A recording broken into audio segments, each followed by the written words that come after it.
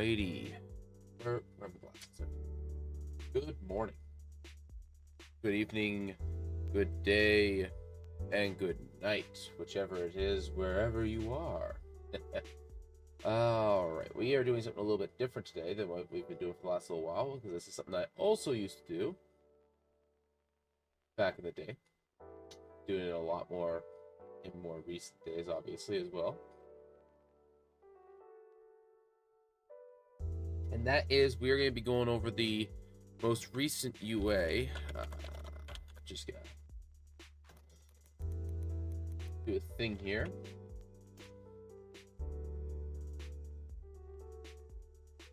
More than welcome, y'all. Me sleep because I haven't slept yet. Rexy, go to bed. It's gonna be a cold one. Go to bed. The insomnia hasn't hit me full force. I hate it. Oh, that sucks.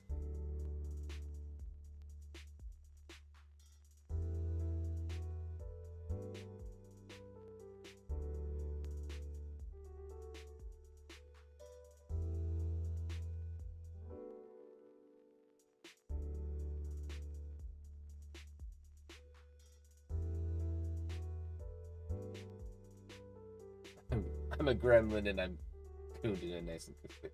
Well, that's good. That's very good. Alrighty, I'm gonna minimize that. Keep that off to the side for now.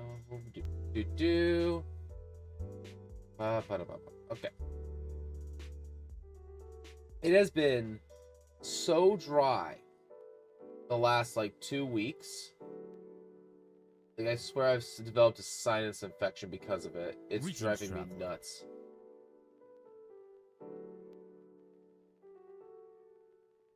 Count Swagla. Thank you very much for the follow. Appreciate it. Thank you for stopping by.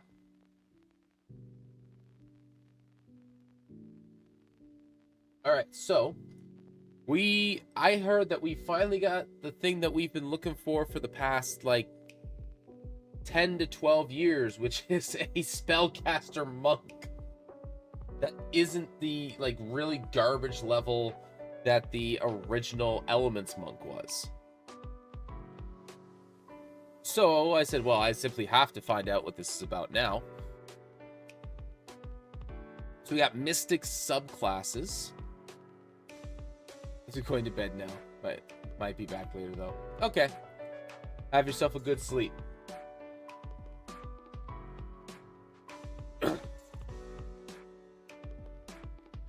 Oh, excuse me. Alrighty, so we have the monk, the paladin, which is the oath of the spell guard, the warrior of the mystic arts, the rogue magic stealer, and warlock vestige, the vestige patron. So, hold on. They already, is this gonna be based off the spell thief? Which would be really weird because they kind of boil the spell thief down into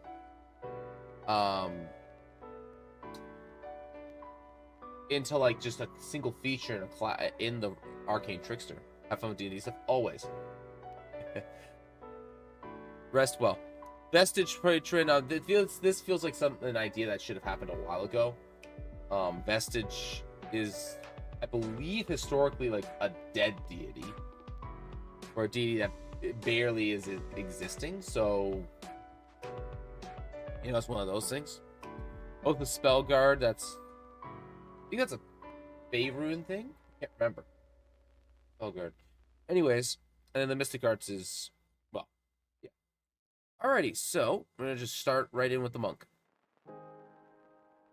Alrighty. Okay. Monk subtype. Weaver of the mystic arts. Weave martial and mystic arts. There we go. Warrior of the mystic arts wields magic and supplement their martial skills. They harness their supernatural focus to enhance their magical and physical abilities. So you gain spellcasting. You gain the information below. Get 2 cantrips. Blade Ward and Thunderclap are recommended. I would not use Blade Ward and Thunderclap personally, although Blade Ward is a really good one. I can see the uses for Thunderclap, but I feel as though the better use of this would be something more like maybe a ranged option, or an even more fun option would be something like, I would probably go more for a utility option as opposed to like Thunderclap. I do see the reasoning for Thunderclap though, but because of the number of attacks you get, I feel as though that this is a little reductive. They actually look really fun. Not the most crazy mechanically, but pretty fun nonetheless. Okay, that's pretty good. Whenever you gain a monk level, you can replace one of these cantrips from there one from the sorcerer spell list. Okay, so they're a sorcerer spellcaster.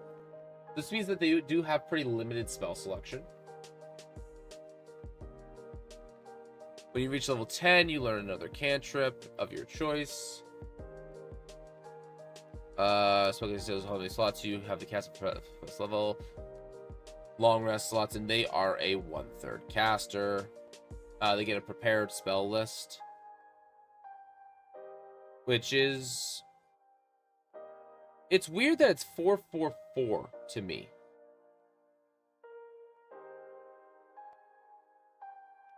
This feels like it should be 3/4/4/5/5. Maybe that's just me.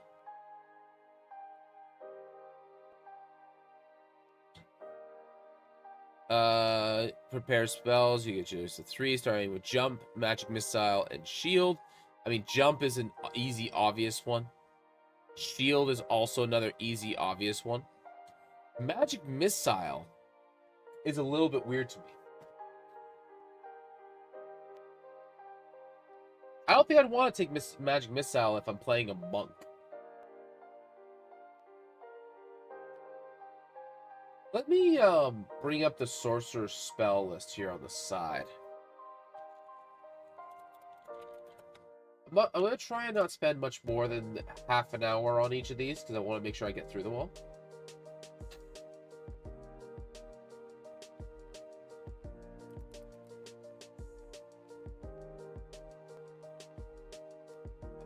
References, spells.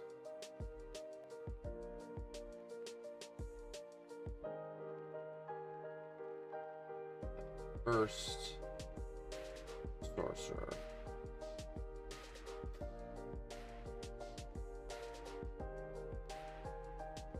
Let's see here. Like I could see an argument for something like absorb elements, chaos bolt maybe, or chromatic orb. Chromatic orb would be really good. Chaos bolt's actually not even in this edition, no. Let me see here. But yeah, we have chromatic orb. Chromatic orb is really good.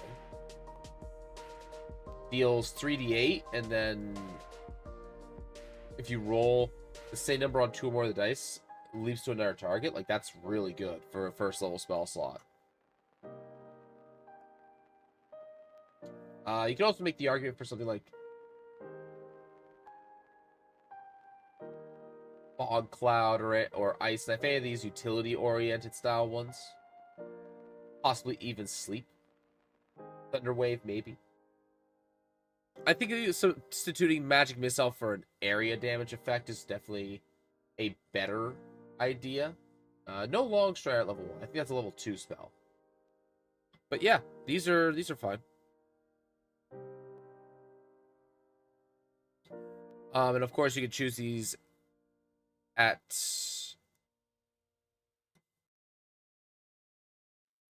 and you prepare these at the start of your day. Yep. Changing preparation. Whenever you gain a monk level, you can place one of the spell slots with the sorcerer spell which you have slot. The spell slots. Okay, so it's spells known. Sorry, not spells prep.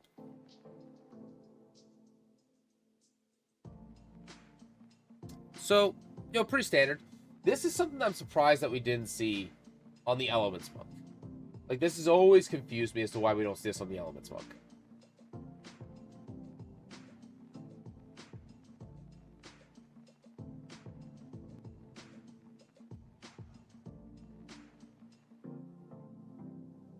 Like, I understand why we don't see this on the new Elements Monk, because the new Elements Monk is way cooler. I still believe it's considered undertuned overall, but like generally speaking, but it's not bad. Which, as long as it's not bad, that's good enough. Okay, Mystic Focus. At level 6, so you just get Spellcasting, which, to be fair, that's plenty. Spellcasting is very powerful. At level 6, you keep your mystical power and martial focus in perfect balance, allowing you to convert spell slots into focus points or convert focus points to spell slots. Like, fucking excuse me? Bring spell slots into focus points, you can gain a spell slot to regain a number of expanded focus points equal to the slot level. No action required. Bonus action, you can transform focus points to recover one expanded slot. The recovering table is conversion. The monk must be a slot that you can recover. You can recover a spell slot no higher than 4th level. Okay. A few things immediately come to mind with this. This is first off insane. Like, this is kind of crazy. So the conversion rate is the same as sorcery points, if my memory serves correctly. So that's nothing crazy there. What is crazy is that you can convert your spell slots into key points. 1-to-1. That's not crazy. That's not revolutionary. But what this does mean is that if you decide that you don't really need spellcasting, you're sitting there with an extra 7 key points at level 6. You're sitting there with an extra 11 at level 7. You don't run out of key points, like, ever, if you just want to forego a little bit of spellcasting. And also, I'm accidentally doing the spell prep thing. My bad. Like, wait a minute. No, this is wrong. It's an additional 3 spell key points. And then at level 7, it's an additional 6. Even so, that's kind of nuts. Now, 2 things. This is not as insane as the Sorcerer's Font of Magic conversion in one regard, which is that, very specifically, it is, you must be of a slot to recover, meaning you have to have already spent it. Spent, which means that you can't do what the sorcerer does, which is just give yourself more spell slots.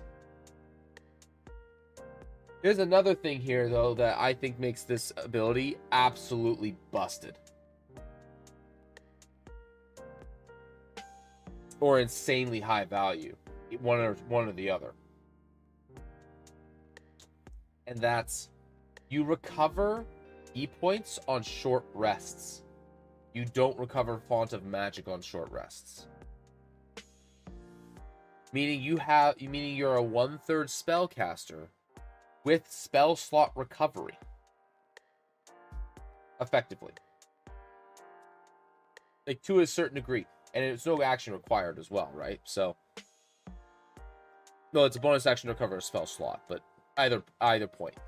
You can expend any of your remaining key points in whatever combination you feel is best to recover spell slots and then just recover your hit points. Or recover your key points immediately after. So, I don't know if that's busted. I don't think that's busted. But that's very powerful. You're playing a martial character that can spend spell slots, recover spell slots, and then recover their martial prowess afterwards. This is very good. This is extremely good. If this wasn't recover spell slots, it'd be busted for sure. Being able to add more spell slots at level 6, so at level 19, if you said that you just want to be a spellcaster for the day, or even at level 13, you decide that you want to be a spellcaster for the day, you have 2 copies of Fireball that you just get. You end the encounter, everybody else is a little torn up. It's like, okay. You didn't spend a bunch. It's like you didn't spend any key, because the fight was kind of like ending off, or you were just didn't feel it was necessary, or you spent 2 key or 3 key in the fight, you know, because you're spending 2 turns using Fireball. Like, okay, you got 10 key points left. You recover the 2 spell slots, and then you recover your key points. I'm gonna double check the stipulation on recovering key, but I believe that you recover all of it.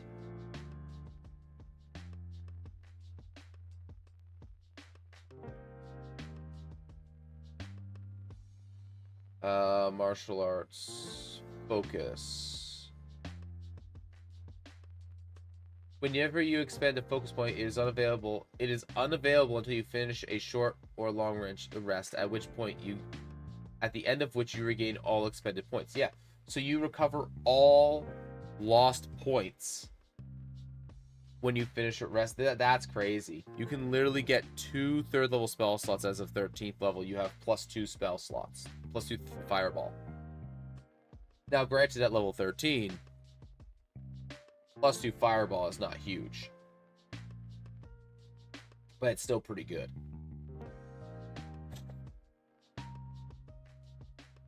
Oh, and we get more. Level 6, when you take an action on your turn, you can replace one of your attacks with a spell casting of one of your sorcery cantrips that has a casting of 1 action. Okay. Booming Blade is a lot better with this. Booming Blade, Thunderclap, they are much better with this. And this is actually kind of insane. Because the monk, unless your GM has given you something that gives you a bonus damage die, or you have Holy Weapon cast on you, the trading off a single attack, which I believe at level 6 is just a D8. Yeah, trading off a D8 for a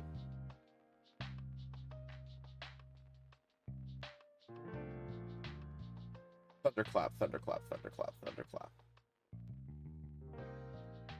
For a 2d6 AoE attack. That's insane. Especially when you consider... So I believe the Eldritch Knight for the fighter gets the same feature. Let's see here. I believe the Eldritch Knight gets the same feature.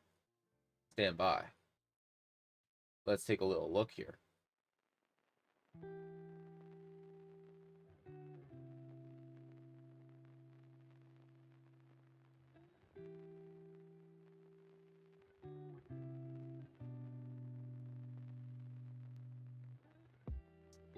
Yep, at level 7 they get the same feature. The problem is that this is way better on the monk. Because the Eldritch Knight, albeit, can attack 4 times if they're using dexterity-based weaponry. But it's a very specific build. A fighter is not typically going to be fighting, or won't always be fighting, with dual wielding when they're doing the Eldritch Knight. They instead often go sword and board for the full tank build, or they might go great sword or great weapon of some sort, such as a polearm. These are perfectly viable options.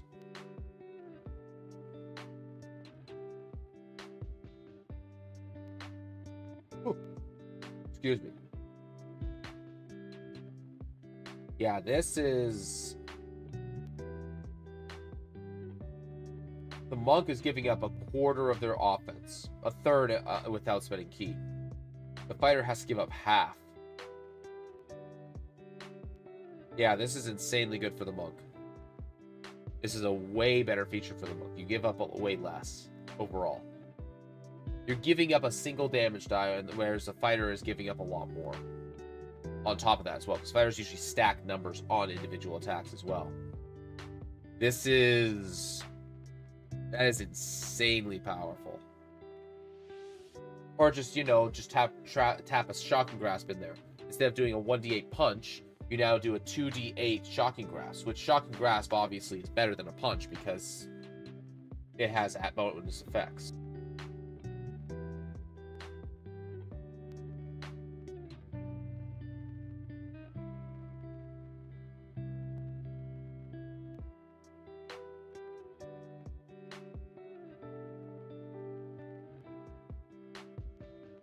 Yeah, this is something that absolutely needs to be tempered. I feel like this is a little insanely good. Like, a little too good. Alright, let's see here. Centered Focus. Whenever you expend a focus point to use Flurry of Blows, Patient Defense, or Step of the Wind, you have advantage on any saving throw you make to maintain concentration until the start of your next turn. I mean, this is good. The question then kind of becomes, what spells are we concentrating on? And I don't know if that's immediately obvious. So let's see. Level 11. So you're going to have access to third level magic, and we will have access to fourth and fifth.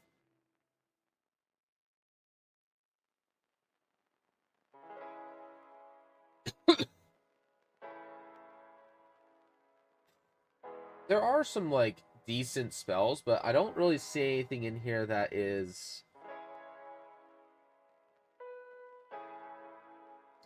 huge for concentration. Like, I guess you could make the argument for Stone Skin, giving your monk resistance to damage. To base damage is pretty strong.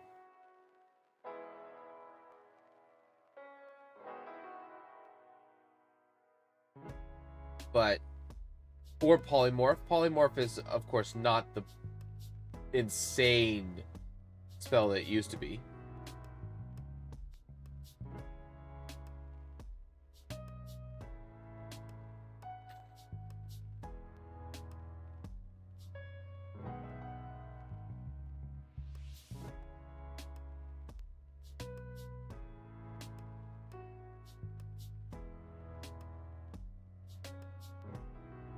There are some decent spells that you could make the argument for.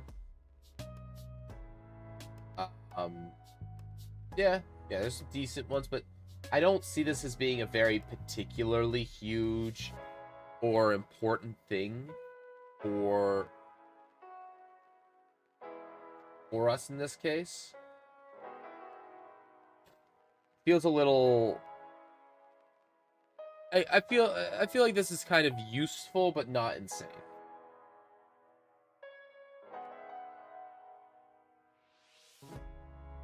To be fair, this does mean that you have what is effectively permanent advantage, so you don't ever have to worry about getting the Warcaster feat. Which is good, because the monk is flush with options for feats.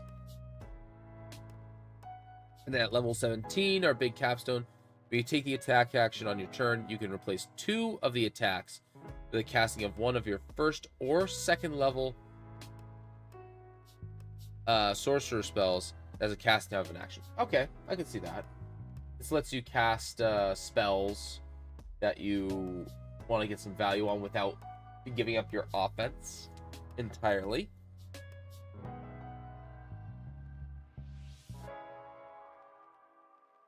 This actually seems kind of strange to me now that I think about it. Does the attack action... Is the attack action a stipulation purely for Flurry of Blows? Because you used to be able to just spend a key point to take an extra attack.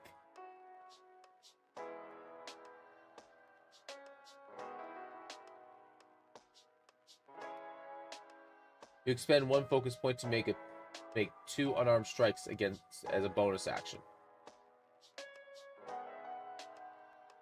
There's nothing here that says it has to be used after you make the attack action. So this is kind of weird to me. Because it's foregoing... You can replace 2 of the attacks with 1 casting of your first or second level spell. Does the monk get extra attack a second time? I don't think they do.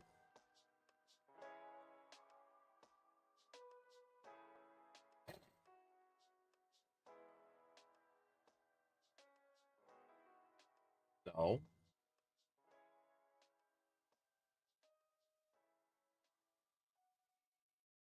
No, they don't.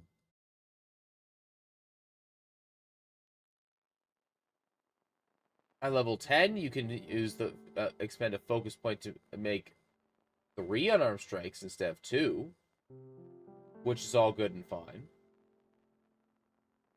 So this feature is useless.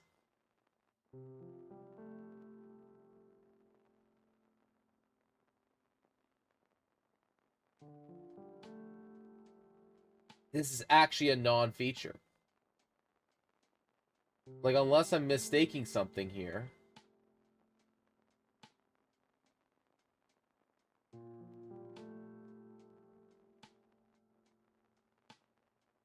Like, unless I'm actually mistaking something, this is a non-feature.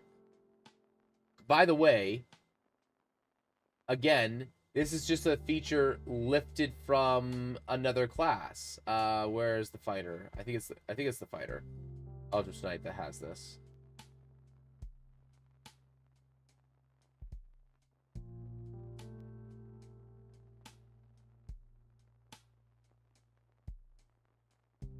Yeah. This is literally just a fighter feature at level 18. So they just lifted the fighter features. And then instead of giving them the teleport on the arcane charge, they gave them centered focus instead. So I want to point out something about this class, about this subclass. This is extraordinarily lazy. This is the laziest subclass that I think I've ever seen come out of Wizards of the Coast. I don't think it's underpowered. I think it's quite good. Its 17th level of feature is literally a dead feature. It does nothing. But outside of level 17 plus, you are going to be very, very powerful. Level 11 is kind of whatever. Level 6 is insane. But this is just lazy. This is absolutely lazy. The monk only gets 2 attacks. The monk, I know it feels like the monk gets more than 2 attacks because they get flurry of blows and they get the bonus action attack and everything. But this is ridiculous. This is extraordinarily lazy. Like, you can make the argument, I think the argument is that you can't take a bonus action attack unless you take the attack action. So there is like there might be a minor difference there.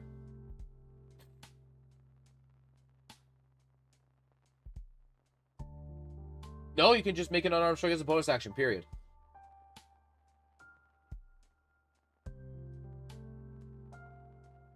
Like, this is literally I can't think of a reason that this feature is of any use at all. It literally doesn't, it covers nothing. You could already do this. In fact, without this feature, you can actually cast a 3rd level spell. Or a 4th or 5th level spell. I don't think you get 5th level spell casting. I think it's only up to 4. Yeah. 3rd or 4th level spell. And then just go over to something and cast and use flurry of blows and attack 3 times. You do not change the result. So this is actually just a dead feature.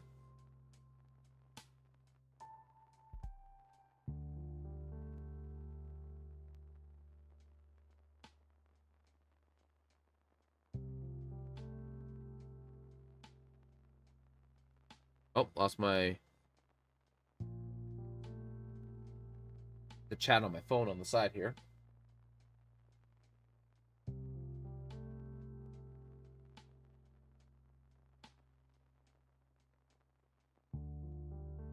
Yeah, this is not, like, this isn't concerning to me mechanically in terms of, like, being busted. What concerns me about this is the premise that this is setting for Wizards of the Coast. Because if this is the best that they can come up with, which is let's give them 1/3 spellcasting. I like this. I like that they gave them 1/3 spellcasting. Let's just steal the sorcerer's the sorcerer's not arcane recovery, the sorcerer's focus point conversion. Let's give them the fighter attack and cantrip feature. Let's give them the main piece of a feat, right? Of the Warcaster feat that everybody actually wants and cares about on any form of martial character at all, and just like the main reason they take it. And let's just copy over this other feature here that's also in the fighters list, because we can't come up with anything else, even though it does absolutely nothing. Like this is just sad on a creation level.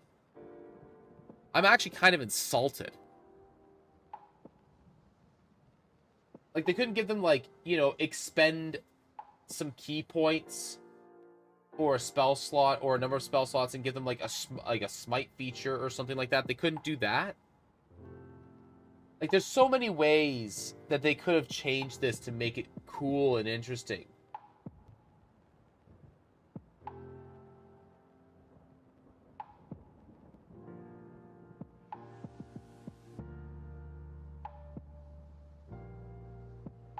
Actually, no, the proper thing that I feel is I feel robbed. That's what I really feel. I feel robbed. This could have been a really cool class. It's functionally good, but like flavor and creatively pathetic. I don't approve. Like not like this is fine. Like I'd play this. I think this is a fine class to play, and I don't want to make anybody feel like they shouldn't play this. In my humble pie opinion, you can play this class all the way up to level 16 and you won't even notice, and you won't notice a problem. You'll notice a problem at level 17 when you get a feature that does nothing. But other than that, I think this class is fine mechanically speaking. Might be a little bit on the strong side, but it's fine mechanically speaking. I'm going to get my coffee, and then we're going to get into the Paladin.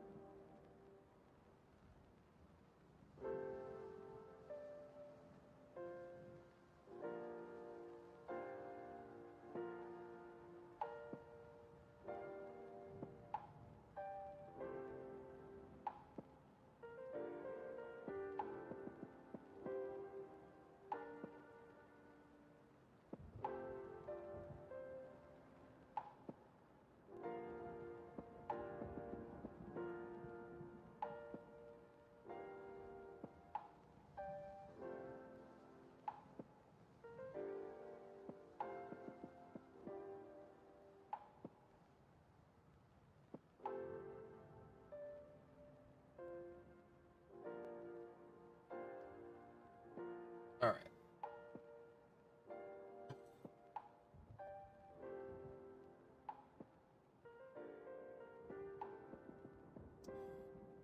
All right. Let's see if we have a new problem child on our hands with the Paladin. Oath of the Spell Guard. Protect your allies with villainous magic. Okay. Paladins who take the Oath of the Spell Guard are sworn to battle those who use magic to harm others. They often serve as bodyguards to upstanding mages, but their most important role is protecting allies from devastating magical attacks. Those who swear this oath ensure that villains who misuse magic are brought to justice. Paladins share the following tenets: protect the innocents from wicked magic, prevent magic from falling into villains' hands, protect mages who use magic honorably. Okay. So we're going to have like a mage, an anti-mage. I'd be down for an anti-mage paladin. This is actually really, really good, a really good thing to kind of come up, because this would actually fit really, really well in one of the locations in like the future part of the setting that I'm developing. I think I is like following that I actually developed like a couple this week actually. On a little bit more on a bit more macro level, which is that they're anti-mages. They're like anti-arcane. So this might actually work out really well. All right. Guardian Bond. As a magic action, you can expend one use of your channel divinity to forge a divine bond with a willing creature within 5 feet of you.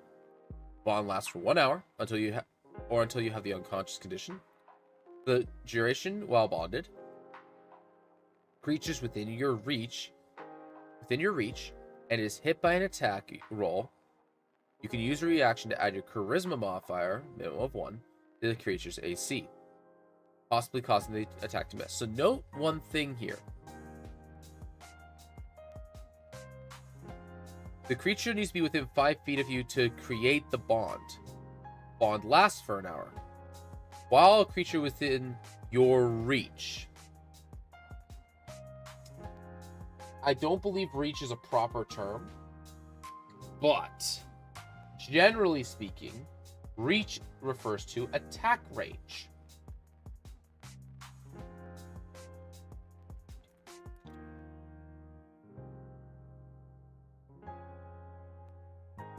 Yeah, reach is not a proper term.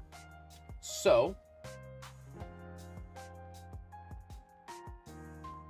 to me, I believe that this, as written, has room to be regarded as your weapon's reach. Because it doesn't specify whether it's your weapon's reach or within, but because it doesn't say within 5 feet of you.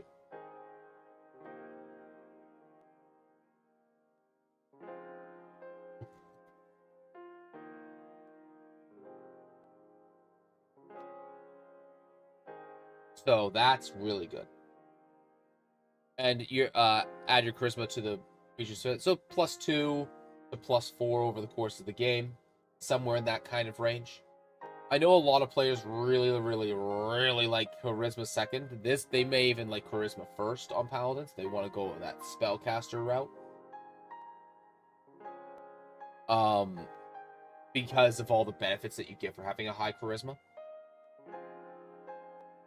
Makes you a little bit less of a fighter, but it makes you a little bit more of a protective juggernaut. So I think it's fine. This is good. This is good. You can only have one at a time. You create a new one. Previous one ends. No, I think this is good. I like this. It still requires you to use it gives you a reaction option. The reactions are really, really strong. +2 to +4, depending upon level. This is really, really good. Spells that we get prepared, or free spells. We can detect magic, good spell. Shield, very good spell. See invisibility, pretty decent spell. This is one of those ones where I think it's definitely one of those ones where if you know GM knows you have it, they can definitely have some fun with this. I'm running a Beholder dungeon right now. One of the players said, "I am putting True Seeing on." I'm like, my man. Oh, I'm gonna have fun with you.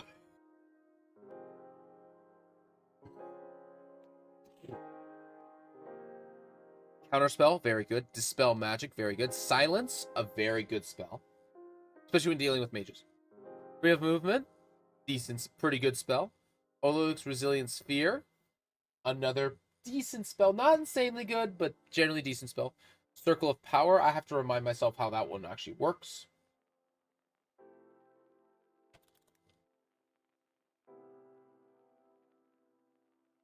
30-foot emanation, concentration 10 minutes, have advantage on saving throws against spells and other magical effects. That is a very good spell. It's just another aura for the paladin. And Hollow. Hollow is a good this is a good flavor spell. I think this is a good flavor spell to put in there. Overall, this is a pretty strong spell list. This is a good spell list. Oh, we get more a third. Spellguard Strike. When you see a creature within reach, casting a spell with a verbal smeg or material component, so any spell, unless you use subtle spell to remove the one component that it has, if it only has one component. Because there are some spells, like Circle of Power, that only have a single component. And if you use subtle spell to get rid of the verbal component, you are literally silently casting a spell. In like the most, you are unobservably casting a spell. Excuse me.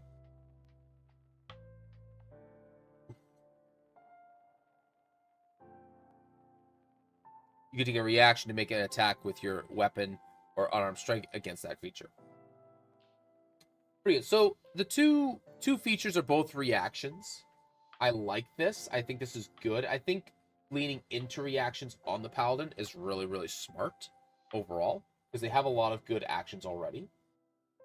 And then the spell list is an absolute banger. I love this spell list. This is a very good spell list. Now, maybe I'm a little bit on the bias side because Abjuration is my probably my favorite, if not my second favorite, school of magic. If it's not Abjuration, it's definitely Illusion. I think I've fallen a little bit off the Illusion train and like Abjuration a little bit more over the years. Aura of Consecration. Sorry, Concentration. Excuse me. Your aura of protection fosters mental focus. You and your allies have advantage on Constitution saving throws to maintain concentration. Ooh. Excuse me. While in your aura of protection. This feels low value. And the reason that it feels low value is how many spellcasters that are gonna want Warcaster are going to forego Warcaster to just stand within 10 feet of the front line.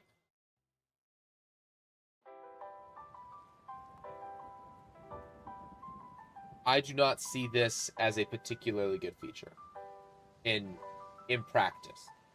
In theory, it's very good. It does give you the Warcaster feature, like the Warcaster-esque feature.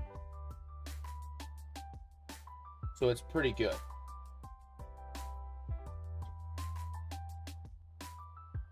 But also, I want to point out another thing. It's, again, just stripping the number one part of Warcaster and making it part of the class. Now, it's a martial class that isn't going to be picking up Warcaster very much. So that's fine. And this does encourage Paladins to use their concentration-based spells, which I like.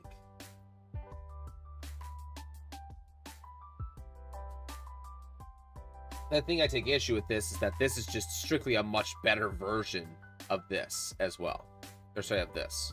And you get it much earlier.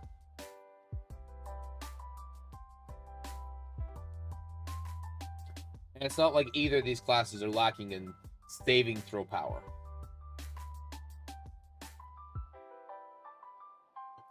Paladin has a decent constitution, we'll say a +2, and they have a +3 or maybe even a +4. We'll say +3 just for argument's sake. They already have a +5 to their concentration check. Give them advantage, they're just never missing. So, this is good. I feel like this is actually this is actually quite potent and reasonably powerful. The issue I take with this is that it's mostly for themselves. I would say there's very few times where a spellcaster is not going to pick up Warcaster at level 4.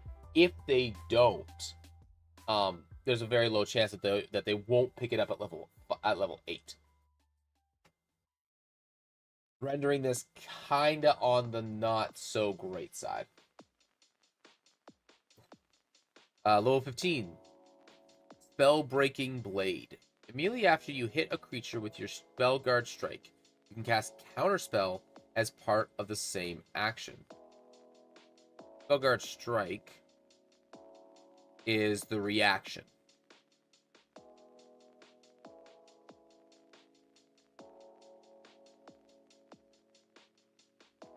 So when you cast counterspell with a spell slot, that when you cast counterspell with a spell slot, that slot isn't expended if the spell fails to stop a spell. That's a separate part of this same thing. So that's really, really good. Except for one thing.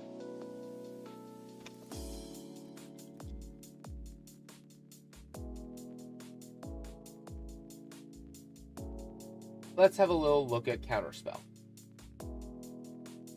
Oh, would you look at that? You attempt to interrupt a creature's process of casting a spell. The creature makes a Constitution saving throw. On a failed save, the spell dissipates no effect, and the action, bonus action, or reaction used to cast it is wasted. If the spell was cast with a spell slot, the slot isn't expended. Hey, look at this. Dead text.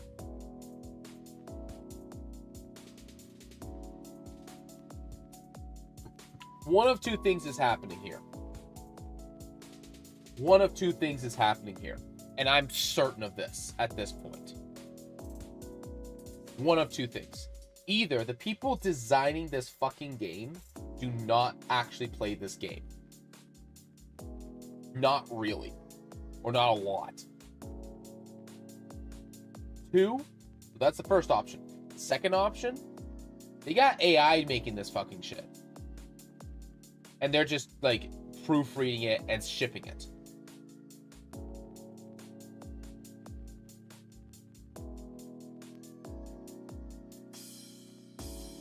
Like, there is some sort of disconnect between the design team and the game itself. There is something wrong in here. There is something going on. I've seen it too many times.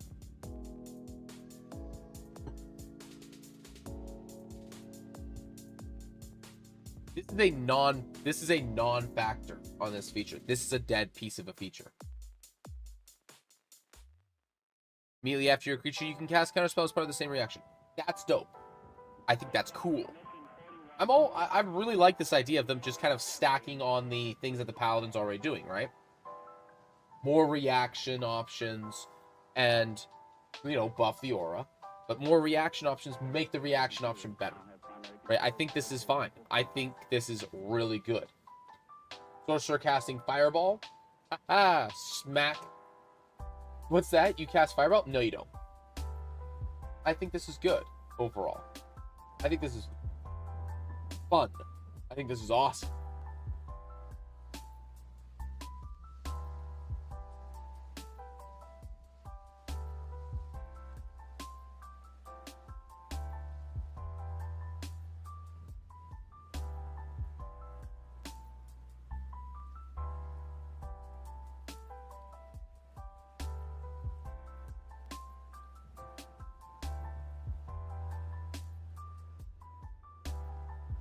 Alrighty, and Eternal Spellguard, level 20, the big capstone ability. As a bonus action, you can empower your aura of protection, granting you the benefits below for 1 minute. Or until you end them, no action required. Once you use this feature, you can't use it again until you finish a long rest. You can restore use of this ability by expending a 5th level spell slot, no action required.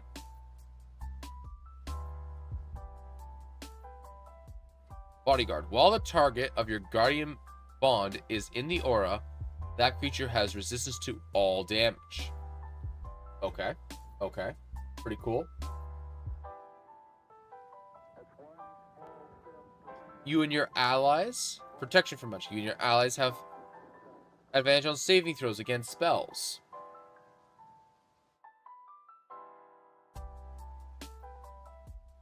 Okay.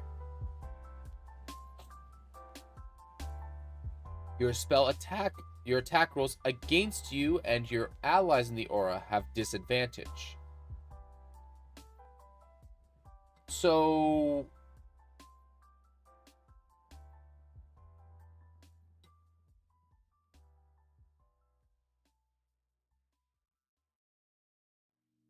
I believe, and I'm going to double check this to make sure, but I believe the Paladin aura at this point is 30 feet. Yep, your Paladin aura is a 30-foot emanation. So let's read Circle of Power again real quick here. Your aura radiates, and aura radiates from you in a 30-foot emanation for the duration, up to 10 minutes, concentration-based. While in the aura, you and your allies have advantage on saving throws and other magical effects. When an affected creature makes a saving throw or a spell makes a save, only takes half damage. It takes no damage on the save instead. So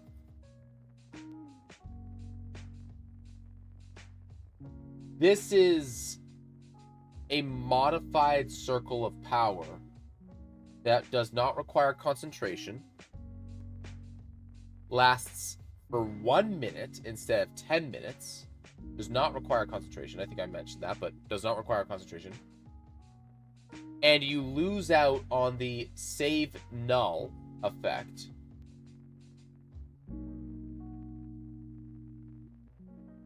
on save half spells, but you then provide disadvantage to spell attack rolls against you, which there are very few of at high level, and one guy gets resistance to all damage.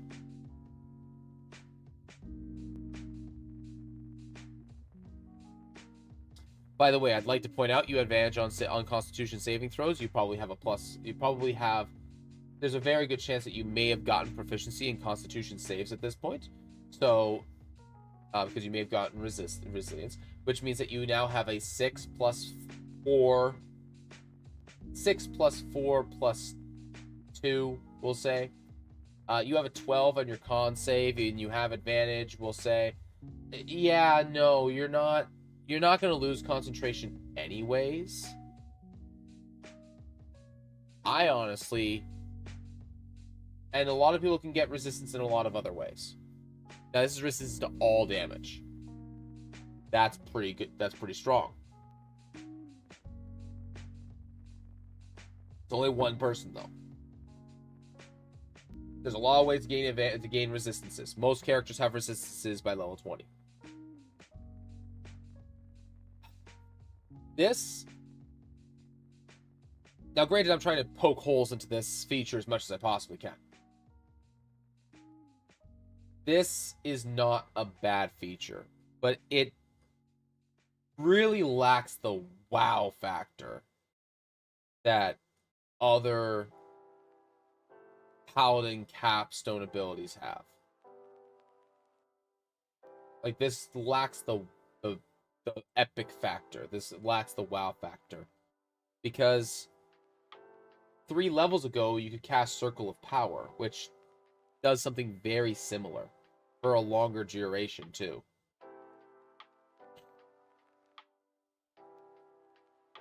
Yeah, I'm not sure about this one. Overall, I really like this subclass. I really like them leaning into the reactions of the Paladin, as opposed to, like, giving them more options. I think that's actually a really, really good approach. The Paladins already have enough analysis issues with their options, whether they want to smite or cast a spell. A lot of Paladin spells are actually quite good. They're mostly circumstantial, but they're really quite good. They have a pretty simple gameplay loop, but I think giving them something like Guardian Bond, and then better or more reactions is a good approach. It just adds to their gameplay loop a little bit more, rather than them running out, having to worry about having more options. Overall, I like this. The spell list that they get for this is also really good. So overall, I like this one. It doesn't feel overly busted either. like the Genie Paladin. The Genie Paladin's nuts. All right, Magic Stealer. I swear, if this is just the Spell Thief revised, I'm gonna be very happy, because the Spell Thief was my favorite like rogue subtype. It was my favorite rogue type in 3.5. Steal magical power to empower yourself. Sounds like it. While ordinary thieves are cutting purses and burglaring homes, a magic stealer is after much more valuable prize: magic. The magic stealer preys on spellcasters, repurposing their magic and eluding divination spells to take magical power at the point of a knife. Empowered sneak attack. Immediately after a creature you see within 30 feet of you casts a first level or higher spell. I don't understand why it's level 1 plus. It should be first or higher. It's always referred to as first or higher.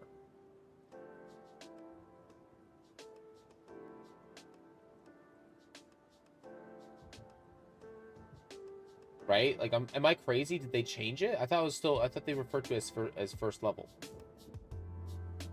No, they changed it to level 1 or plus. It's just in the slots that are considered first.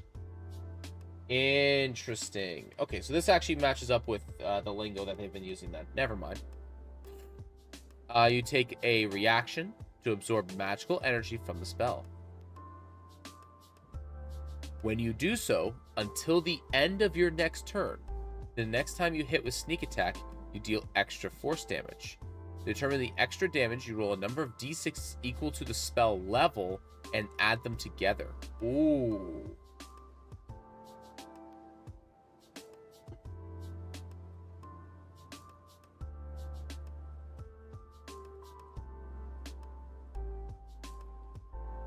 You can take this reaction a number of times equal to your intelligence modifier, and you gain all expanded uses when you finish a long rest. Okay.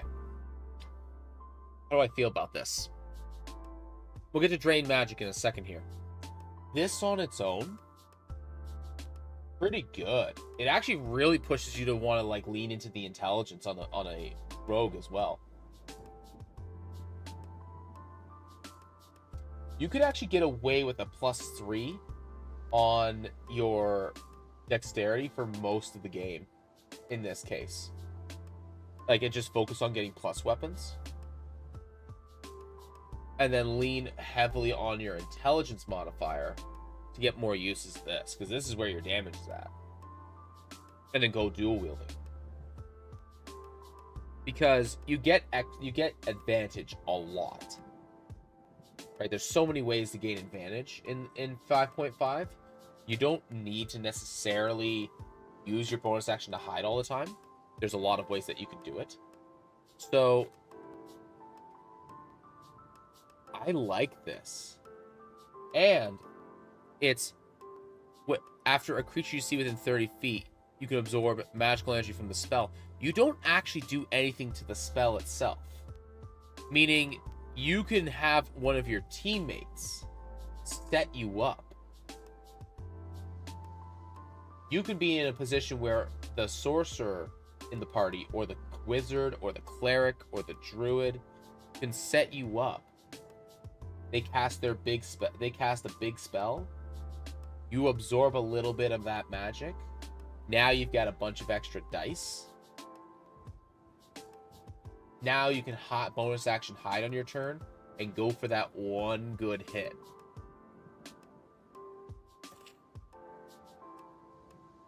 Furthermore, you could also pair this with True Strike, adding even more dice and using your intelligence modifier for the attack roll.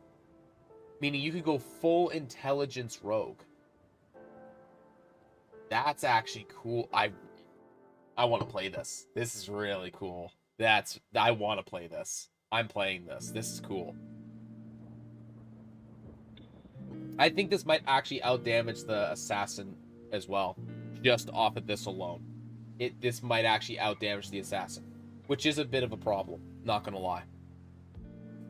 drain. Okay, also at 3rd level, drain magic. You can drain power from ongoing spells to recharge your ally's magic. As a magic action, you can touch a willing creature and one ongoing level 1 or level 2 spell on it. The creature immediately recovers one expanded spell slot of 2nd or lower, the target's choice. Once you use this feature, you can't do so until you finish a short or long rest. Okay. I take issue with the phrasing in this. I don't imagine it's meant to work this way, but because of how this is phrased, you can end an ongoing 1st level spell and recover a 2nd level spell slot.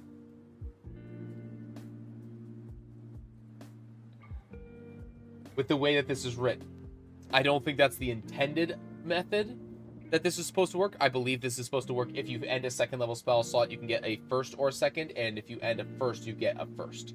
It's probably the intended way for this to be. Again, going back to the thing of, there's something wrong with going on with the designers. There's just obvious mistakes here. But being able to provide effectively an arcane recovery to the wizard for a spell that's ongoing, or to the cleric even, right? They have spiritual weapon going, end of the fight, you touch them, they get their spiritual weapon slot back. Very useful. Very, very good spell. Very, very good effect. These are both insanely good abilities. Rogues generally get pretty good stuff at level 3, if my memory serves. Let me see here. Rogue. Rogues, to my memory, generally get pretty good stuff at 3rd level.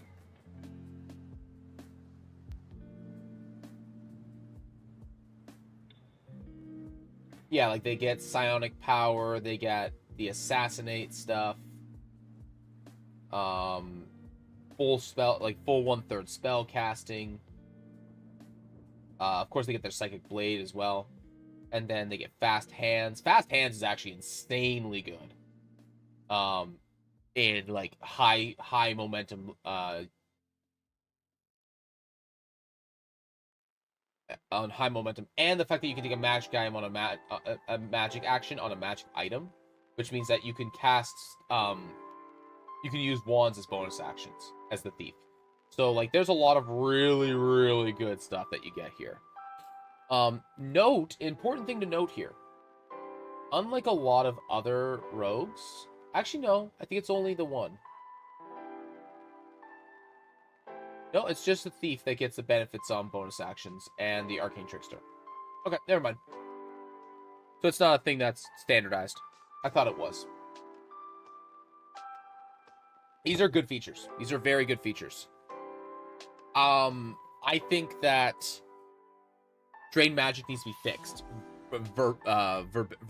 verbally, but otherwise, it's like if it works. If you were to use it as intended, as I believe it to be intended, I think this would be a very good effect. And then we don't get anything, of course, as the rogue until level 9. Which is you get cunning strikes. I love cunning strikes. I think cunning strike is a good idea. I just wish it didn't sacrifice your sneak attack dice. I feel as though that if they made it so that there was like 2 options that didn't, like they didn't take sneak attack dice and then the rest took more, like the better ones took slightly less, I think it'd be better. But neither here nor there. Because the rogue has damage problems as the game progresses. And a lot of people treat the rogue as a damage character. Because of the way that 5th edition handles skill challenges and whatnot. You gain the following cunning strike options for magical sabotage. Spell susceptibility. For the sacrifice of 2d6. And I think this is like the only rogue subclass that I think could actually, like, you could really sacrifice these dice. Other than maybe the assassin. You can really sacrifice these dice to get effects as opposed to having to worry about your damage. So for the cost of 2d6, the target has disadvantage on the next saving throw it makes against a spell until the start of your next turn. This is a worthy sacrifice. This is a worthy sacrifice. You use this on somebody, and it's level 9 that you get this. It's about 4 levels away, but in 4 levels, being able to do something like this for a disintegrate. This is 5th level magic, so there's plenty of good stuff at 5th level magic. I believe Blight is 5th level. So there's lots of good options for this to be just absolutely destroy someone on a following turn. There's a lot of good use for this. Disrupt spell. The target's magical acuity is disrupted until the start of your next turn. Whenever a target casts a spell during that time, it must succeed on intelligence saving throw, or the spell dissipates with no effect, and the action, bonus action, or reaction to cast the spell is wasted. If the spell was cast with a spell slot, the slot isn't expended. So, couple of problems with this. Like, there's some major problems with this. One, unless you are using this against the player, they don't have spell slots. Monsters don't have spell slots. They have uses per day. You can make the argument that that is technically a spell slot, blah, blah, blah. No. Those are not referred to as the same thing in the game design, so you don't get to call them the same thing. An oversight in design, in my opinion. Intelligence saving throw. Cool. Does Cutting Strike give you a DC to determine what your DCs are? They do. Guess what? It's based off your dexterity modifier.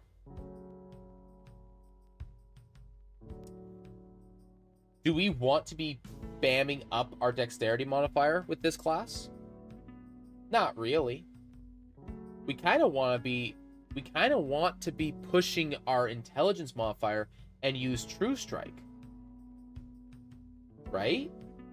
Because then we get the benefit of the powerful, because then we get to have our cake and eat it too with the empowering sneak attack. And if you have a ton of dexterity but low intelligence, then you don't get this as often.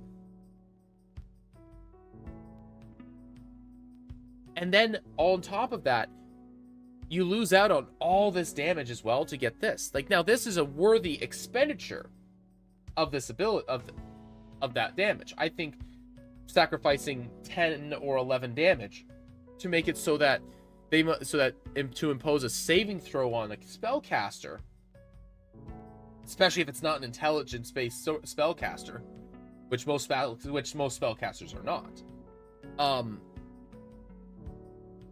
At which point they just lose their turn, effectively, or lose the spell and lose the action.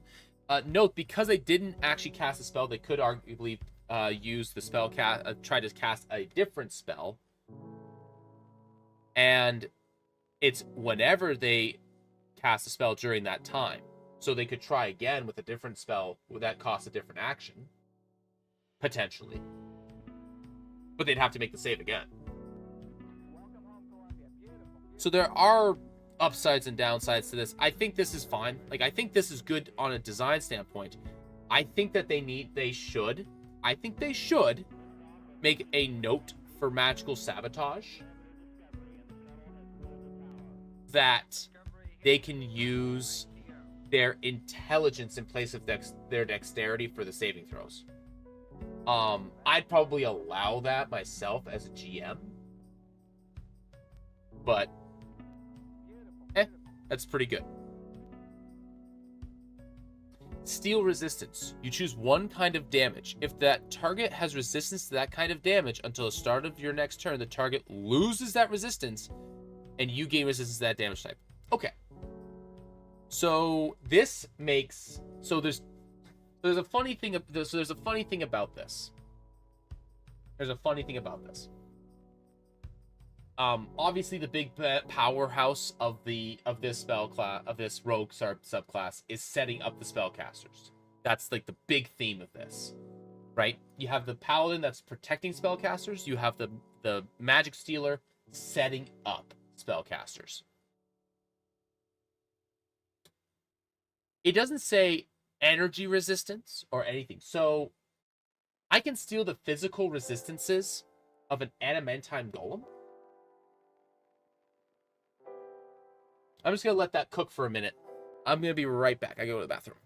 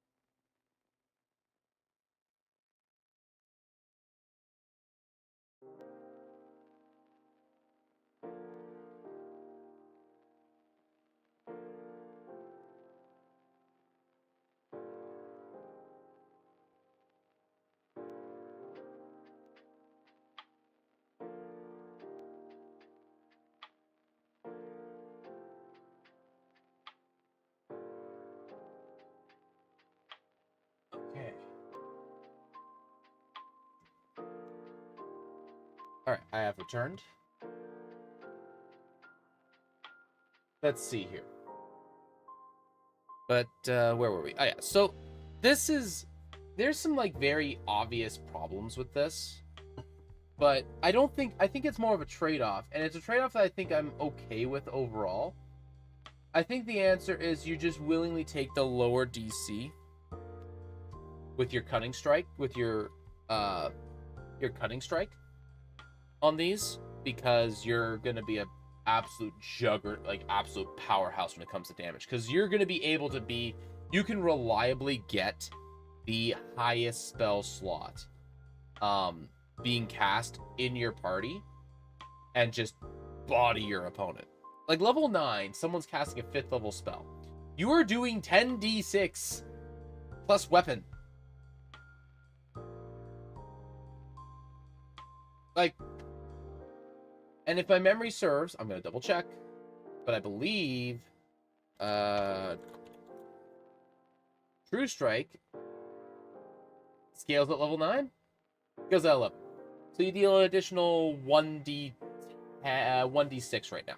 So you're dealing, and if you're just using a bog standard +1 short sword, just for argument's sake, just like you get a +1 short sword, right? Nothing fancy. You are dealing 1d6. You are dealing 12d6 plus 6 if you are maxing your intelligence. And it can be radiant damage, weapon damage. It's combination radiant force or weapon force. You are doing so much damage at level 9. Not to mention, if you manage to, if you have a divination wizard in your party, say hello and goodbye to anything that is that moves.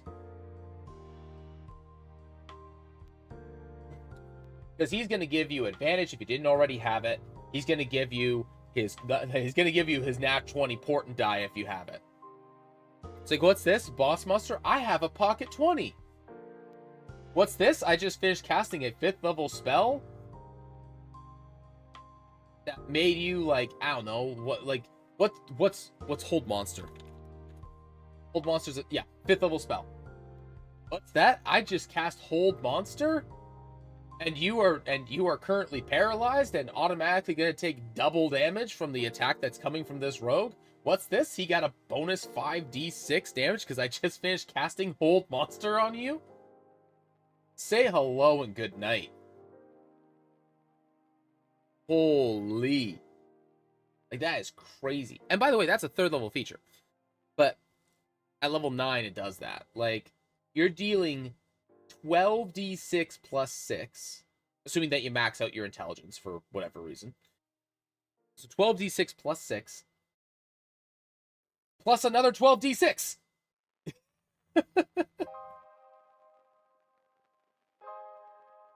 Which, if my memory serves, 12d6 on average is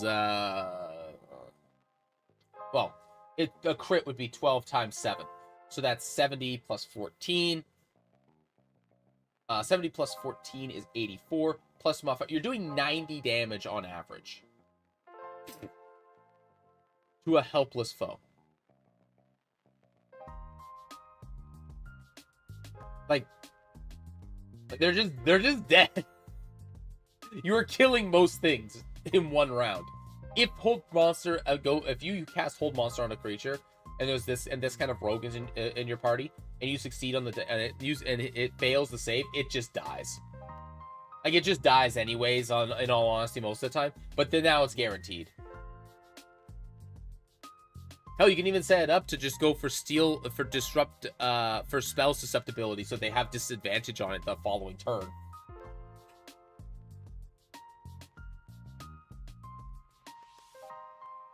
By the way, spell susceptibility has no saving throw attached to it. And neither does spell resistance or steel resistance. These do not have saving throws associated with them. So you just do that. Like, you give up 2 dice of damage, you give up 7 damage, and you just get resistance for a round. You give up 7 damage, and they are just vulnerable to spell casting for a round. No save required. Like, that's really good. Alright, I'm running out of time here. Occult Shroud. Whenever you finish a long rest, you can cast the non-detection spell using intelligence as your spell casting ability modifier. When you do so, you can target only yourself, and the duration increases to 24 hours. So you are now not noticeable. I have a thing here, non-detection. I want to check something here.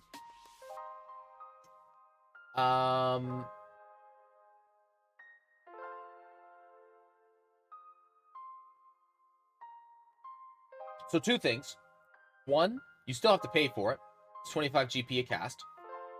For duration, you hide yourself in the divination spells. You get It can only target yourself in this case.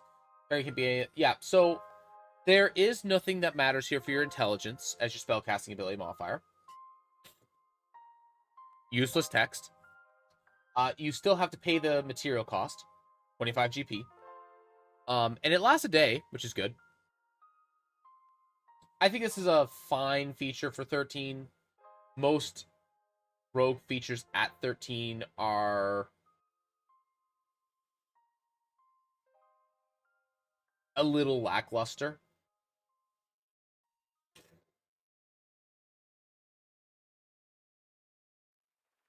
Actually, that's not true at all. They are generally decent. So, not lackluster, but decent. So this is, I mean, this is also in the decent category. I think this is fine. Not amazing. Good for story purposes. That's fine. Thematically appropriate.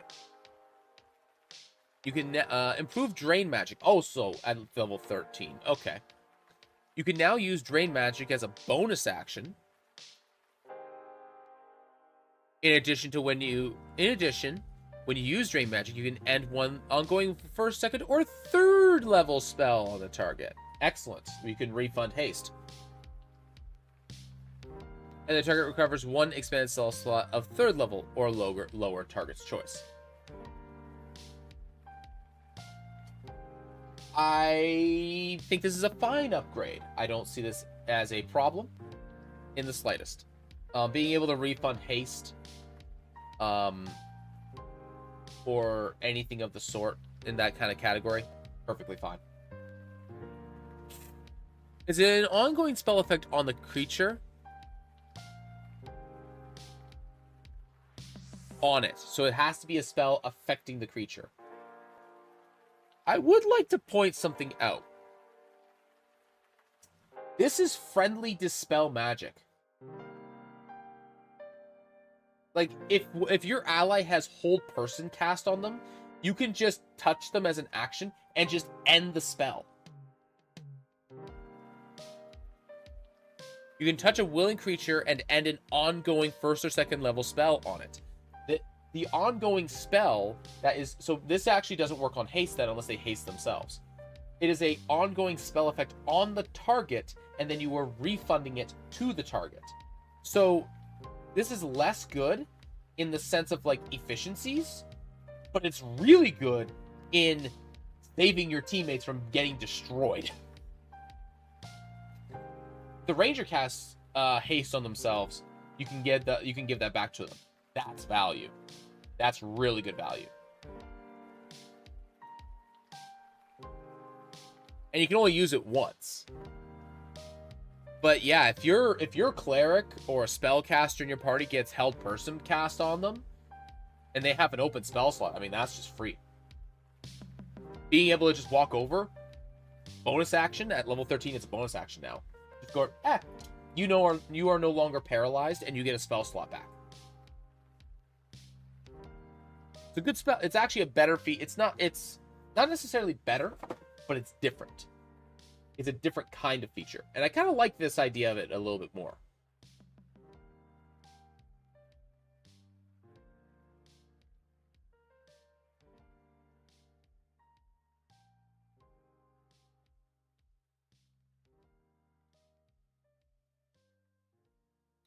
All right. Eldritch Implosion.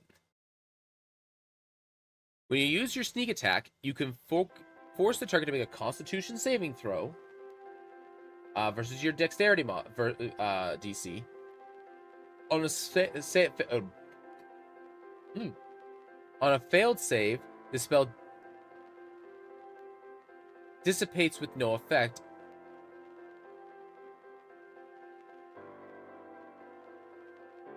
On a failed save, the spell dissipates with no effect, and the target has a stun condition until the start of its next turn.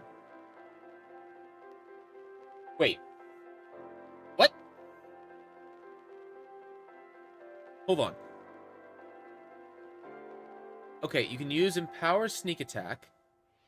Immediately after, you can take a reaction to absorb magical energy from a spell. You can force the target... Oh, this lets you counter spell. Okay. So you add the counterspell effect. You add a counterspell because it's your dexterity DC. So here's the proper way of doing this. You cast the counterspell effect with the DC equal to your cunning strike.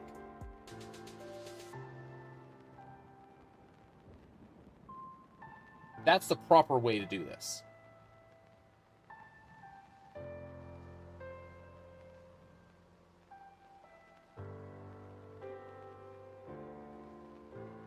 And then the creature has the stun condition until the start of their next turn.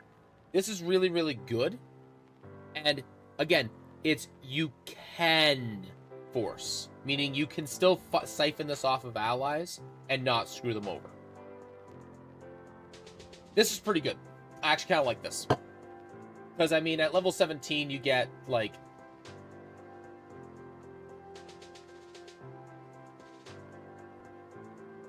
The thief gets a second turn.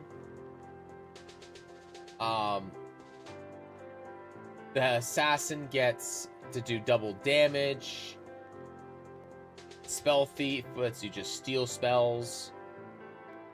Like lock spells out, which is a bit of a shame that it's on the Arcane Trickster, although I really, really like that in general. And it's doesn't get to be here instead.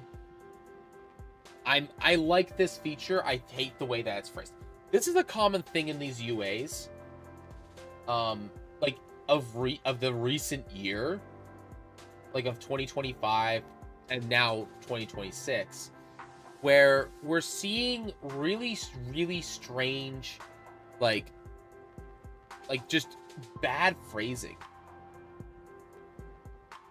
Like bad way, like the way that they phrase how these things work is just poorly done. It makes you think wonder who's writing them.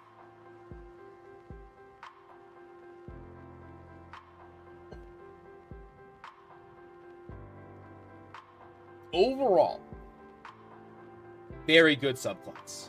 Best subclass? No. I think the Arcane Trickster still beats it out because it has spellcasting. The Thief is still really, really good for a lot of its own reasons. This is the DPS rogue, though. You want a DPS rogue? This is a DPS rogue. Unfortunately, it's not the assassin.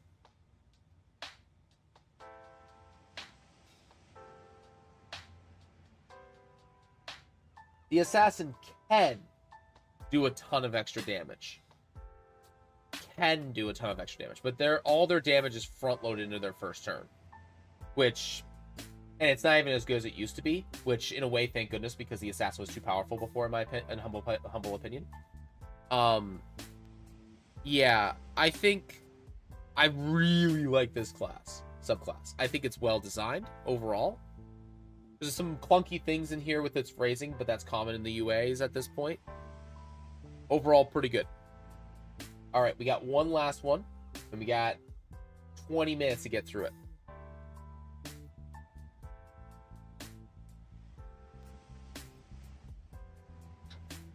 Vestige Patron.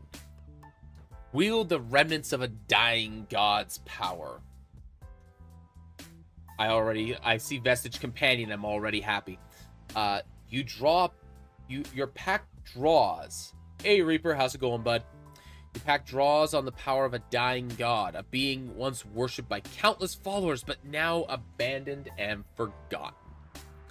This dying god, known as a vestige, might have been benevolent, evil, or strange and unknowable. But now it is driven to regain its former power. The vestige needs your help. It is willing to share its remaining strength with you. Very good. I'm going fairly well. Going through the subclasses, and I'm noticing a lot of jank in the way that they're phrased, which is annoying. Also, the monk subclass. I'll give my final thoughts on the whole thing later, but I am both excited to finally play something like it, but I'm also very displeased with how lazy it is. Vestige Companion. This is the summoner warlock, probably. The Vestige manifests, aiding you to do so and drawing strength from your pact. It uses the Vestige Companion stat block and is a celestial, fiend, or undead. Choose when you gain this feature. I like how they covered their bases a little bit with this. Noting that it is always an outsider or undead, so it's going to be a bad time for any paladins. You determine what the vestige looks like, but regardless of its form, the vestige bears features indicating its supernatural origin. For example, you might decide your vestige is an oversized floating skull etched with sigils, a circle of glowing runes, or a constantly shifting abstract shape. The vestige is friendly to you and your allies, obeys your commands. It vanishes if you die. In combat, the vestige acts during your turn. It moves and uses its reaction on its own, but only takes the dodge action unless you take a bonus action to command it. It takes actions in its stat block or some other actions. You can also sacrifice one of your attacks when you make the attack action to command the vestige to make it do the vestige strike. If you have the incapacitated condition, the vestige acts on its own and isn't limited to the dodge action. So, two things. I hate this mechanic on principle. Why is it suddenly more competent when you are not spending your bonus action? This is stupid. This makes no sense. You know, it's like, I'm gonna cast sleep on myself so that my companion is more powerful. What? No. No. If it said it may take an action to aid you, such as attempt to wake you or stabilize you or something of that nature, I'd be okay with it because it's specifically looking to use its action to help you in a bad circumstance. That I can get behind. This is stupid. This is bad. This is bad game. Like, not bad as in not good. It's actually really, really good. It's bad game design. I hate this. Like, on principle, I hate this. Also, by the way, technically a better companion than the ranger companion, because you are less because a warlock is less reliant on their bonus action. Just gonna throw that out there right away. Disappearance of the vestige.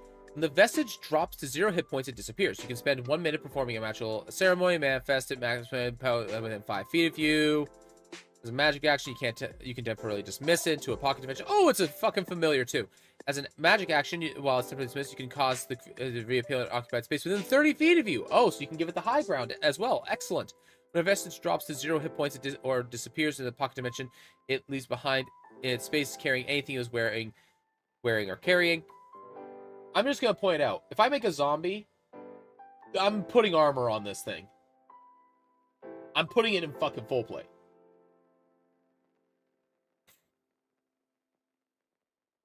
Whenever you finish a long rest, you can summon a vestige in the new form, which appears in an unoccupied space within 5 feet of you. You choose its appearance with its celestial. You know, it's on a vestige feature. You can change it to a new one. Oh, great. So you can be anything.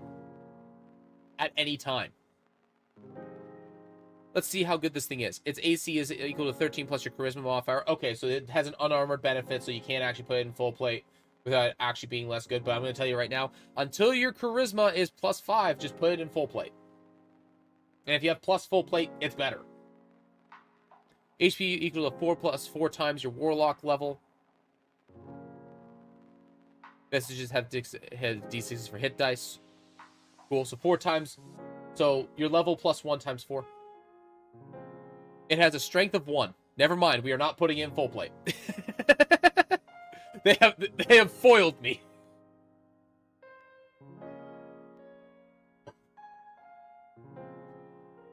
It is a spirit, I guess. 2 dex, 3 charisma, resistance to fire if it's a fiend, necrotic if it's undead, or radiant if it's celestial. Fair enough. Immune to charm, frightened, and prone. Fair enough. Dark vision, proficiency bonus equal to your own. Proficiency bonus to any check or saving throw the vestige makes. So it has proficiency in all saving throws. Okay. So this thing's getting grappled like crazy. Well, let me rephrase that. It's getting pushed around. It's going to get bullied. All of its saves, however, +2. So, you know, it's going to be +4 on all these out of the gate. It's going to be +5 on the charisma, +2 on the constitution. Oh, wait a minute. It's immune. Oh, no, wait. It's only immune to fright and prone and charm. It's not immune to poison. Okay, never mind. Melee or ranged, bonus action equal to your spell attack modifier, reach of 5 feet, or range of 30 feet, or 60 feet, pretty good. 1d6 +3. Plus your charisma modifier in fire if it's fiend, necrotic if it's undead, or radiant if it's celestial. So you have access to a new damage type, inherently because of this, so that's quite good. 1d6 +3 plus your charisma modifier. I want to point that out. So you're dealing, like, level 3, you're dealing 1d6 +6 or 1d6 +7 with this thing. So that's, you know, pretty good.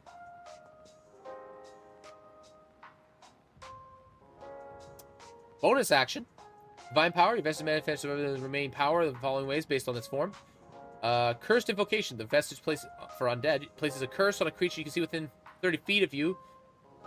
33 of the vestige for 1 minute. While cursed, the target has disadvantage on attack rolls against you and the vestige. Ooh! So the undead's the tank. Fiendish sweep. If you and your vestige are within 60 feet each of you, both teleport, swapping places. Cool. I actually really like that. Celestial healing touch. Once per day, you regain a number of hit points equal to 2d8 plus charisma modifier and ends 1 condition: blinded, deafened, or poisoned.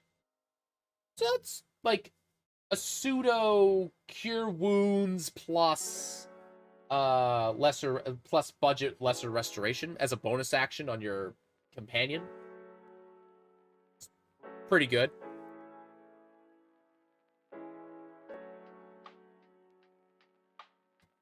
It only takes a dodge action if you release it. You can use sacrifice bonus action to command it to take an action in its stat block or some other action. To command a vestige to take a vestige strike if you have the invest. So you have to give up your action to make it use a bonus action. Because it's commanded to take an action in its stat block or some other action. So this being a bonus action is irrelevant. Unless you're unconscious.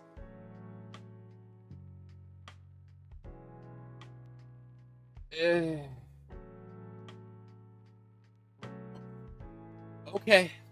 Okay. Oh, vestige spells. Oh, it gets spell casting too. Magic your vestige ensures that you always have certain spells ready. Selecting one of the following cleric domains: life, light, trickery, or war. The domain spells of the chosen domain or warlock spells for you. When you reach a warlock level equal to the cleric level listed in the domain spell table that you have chosen, you thereafter get it. For example, oh, it's just you get it's bonus spells. Okay, it's just domain bonus spells. Okay. Woo!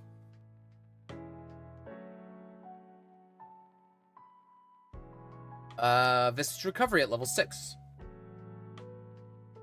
So I just want to point out, I see some weird design choices coming from the companions again. But this is arguably better than the Ranger.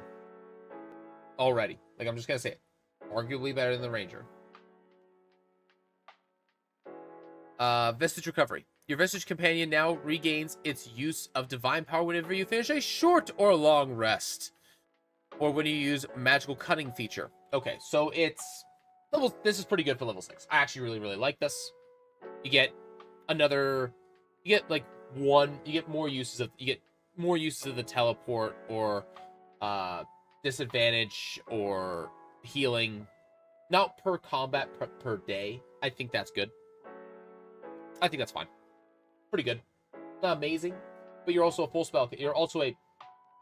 spellcaster. So, yeah. I'm gonna just say it. They need to just adopt the mage's spellcasting style for the warlock. They really just need to do away with pact. They should have just done away with pact magic and took the mage's style of spellcasting. You have 2 spell slots of your highest spellcasting level, and then 2 spell slots of the next lowest level. Just give them the 4 spell slots, and then let them recover. I guess like half their spell slots out. Like let them recover a spell slot at a short rest. Right? Like just do that. Just make it simple. Make it easy. Make it like just like the pact magic thing is just I don't like it. Aura of Power, level 10. Your Vestige Companion increases in magical strength as a magic. This is, by the way, the class that you want to take Pact of the Chain on. Just take Pact of the Chain. It's a magical action. You can cause the vestige to manifest in an aura of 30-foot emanation that originates from your vestige. The aura lasts a number of hours equal to your charisma modifier, or until the vestige disappears or temporarily dismissed. You, the vestige, and your allies within the range of the aura gain fire, necrotic, and radiant damage. Resistance to fire, necrotic, and radiant damage. And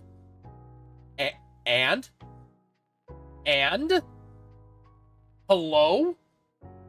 At level 10?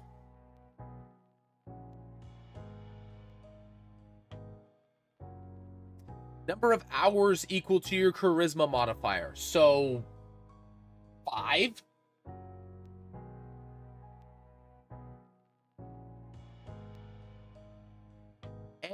And have immunity to the charmed and frightened conditions. Oh, eat your heart out, dragons.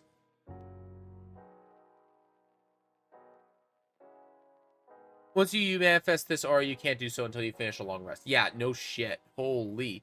In addition, when you drop to 0 hit points while within the aura, you instead change your hit points to a number equal to the warlock level plus your constitution modifier. The vestige is then dismissed into your pocket dimension and can't return until you finish a long rest. Okay, that's a pretty heavy price tag. Brother, what the hell is this? What the hell is this feature?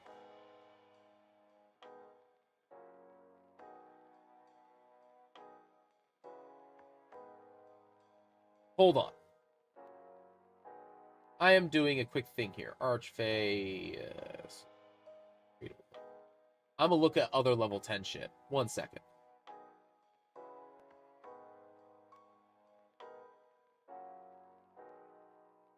Okay, Beguiling Defense. You gain immunity to the charm condition.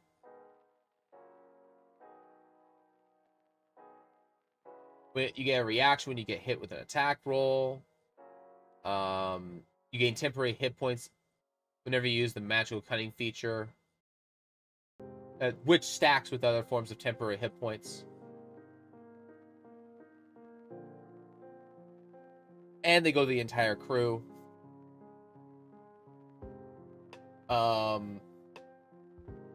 Fiendish Resistance. You gain resistance to 1 damage type of your choice.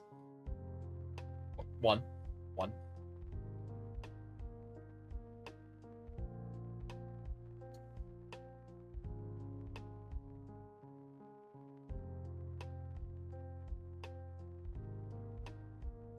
You get the Great Old One, you get to get a Disabling Hex, which is actually quite good. And Touch and Thought Shield, you gain resistance to Psychic damage, you take an amount, and then the creature, and then you also get Psychic Damage Reflection. Yeah, I'm gonna just say it. This is powerful. You get 3 resistances for 5 hours. So pretty much the adventuring time frame that matters, really. Like, you're going into a dungeon You're going into a place where you know that you are going to be dealing with fire, necrotic, or radiant damage, or some combination thereof. You give the entire team this thing. As long as your buddy doesn't die, you get it. Okay, just play the Celestial or the Fiend. Like, just don't, like, all three of the benefits of the Vestige are defensive in nature outside of their attack. They have a ranged attack, so you can keep them on the back line. You gain immunity to Charmed and Frightened, so you're not being you're not being repositioned too much. So that's another good reason to use it. Dragons, vampires, and devils and demons. Or devils, sorry. Like, brother. And then, if the worst should happen, like, this is way out of whack. This is way too good. And then, of course, if you can have every reason to just protect it with your hit points, because when you go down, you don't go down. You just lose the aura and the vestige for the rest of the day.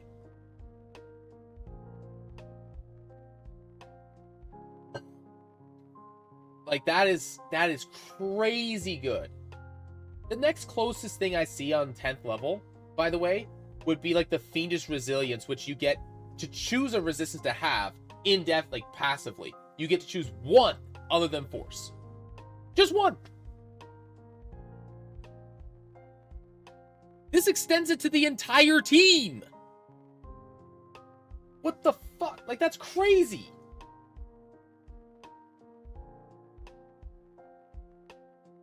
Like, yeah, the GM could just target your companion and blast it. It doesn't have a lot of hit points, so it can die pretty easily.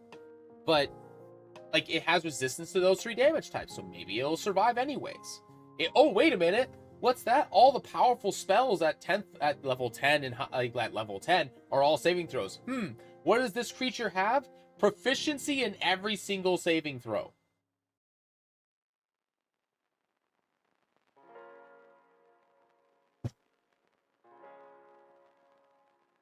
Like, that's nuts. All right. Level 14, Semblance of Life. Oh god, okay. Your Vestige companion continues to grow in strength. Oh boy.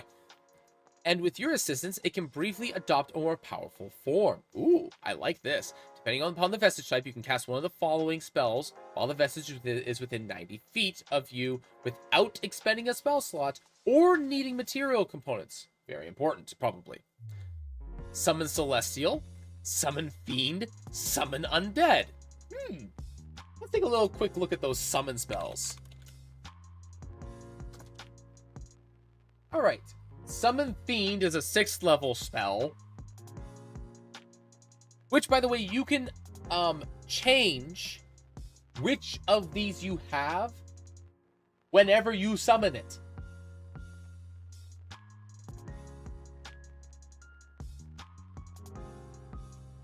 And I believe it was whenever you summon it. Stand by. Oh, whenever you finish a long rest. So you get to prepare one thing every day. So, Summon Fiend is a 6th level spell.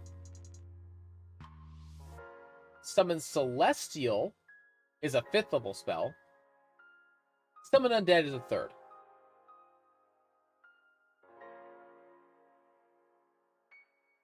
So, what, get screwed Undead, I guess. When you cast a spell with this feature, the Vestige becomes a summoned creature. Game statistics are replaced by the summoned creature stat block. The spell level is equal to half your Warlock level, rounded down, maximum 9. And the spell duration is 1 minute. When the spell ends, the Vestige returns to the previous form. So it automatically upcasts it to 7th level. Okay. Once you've used this feature, you can't use it again until you finish a long rest. Okay, you know what? I think that's cool. I kind of like that. I'm just going to do a quick look at the Summon Undead stat block. So it gets flat bonuses to... It's going to have basically the same AC. It's going to have an additional it's gonna have 70-ish hit points, so like decent hit points. Its damage goes up to a D8. It can apply frightened. You could also get like a bunch of different kind of effects. So like, okay. What about Celestial? What about Celestial? Does it get the fly? Does it get fly speed? Yeah, it gets a fly speed. It also gains. It'll be slightly less powerful for. It'll have slightly less hit points. It'll have similar.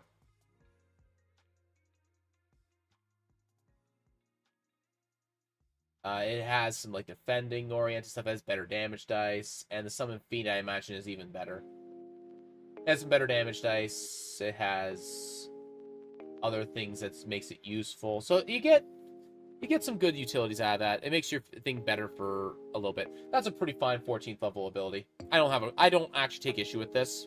It does something really, really good, which it keeps you from flooding the board while also having an upgraded form for this creature. I wish we actually had something like this for the Beastmaster. This is actually a really good a cool concept, and I wish we had something like this for the Beastmaster, because I believe the closest thing we have to that for the Beastmaster Ranger is that when you cast a buff spell on yourself, it also affects your companion. But there's not a ton of spells that you cast on yourself as the Ranger that the Beast can also benefit from. So this is kind of like, in which it's kind of mediocre. So I kind of wish we had something that was like, you know, the Summon Beast feature. And then it just got the Beast Spirit stat block, but it got that in addition to its regular stuff. That would have been cool.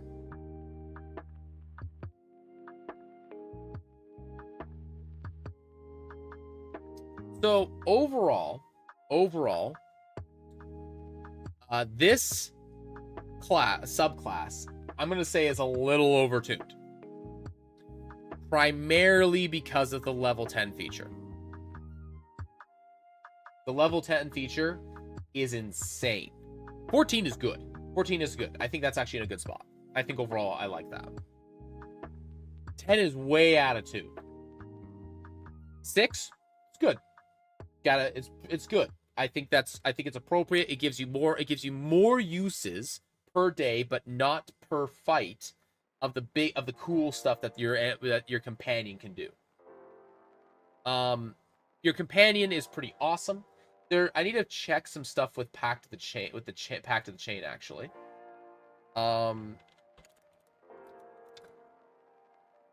Pact of the Chain.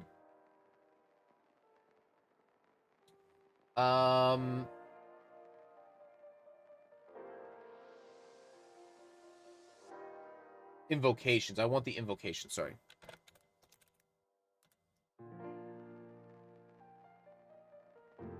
Eldritch Invocation options. Here we go.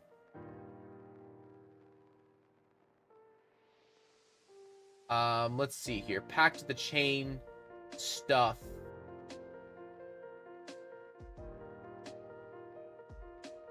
Pact of the Chain.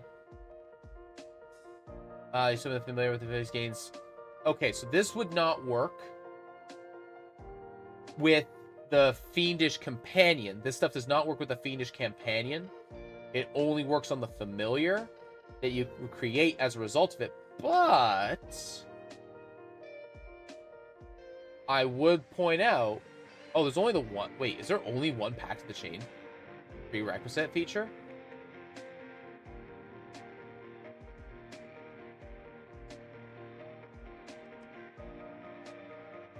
There is. Wow.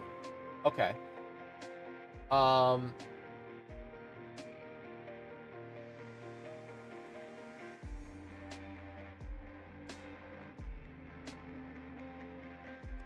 I mean, you could definitely set it up so that you have two things that are fighting for you, so that's pretty cool. One of which will be flying at all times. which Pact of the Chain at level 5 is pretty awesome for that. Does this creature fly? This creature also flies 30 feet, hover. So, I mean, you can have 2 flying companions that just...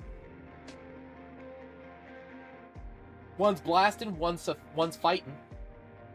And, I mean, your fine familiar going kaput is no big deal a lot of the time, because it only costs you 10 GP to bring it back. So, I mean, you can definitely have, like, 2 things on the field. I don't know if the Pact of the Chain, you get the Find Familiar spell. I gotta check the Find Familiar spell. I don't know if it eats up your bonus action a bunch or not.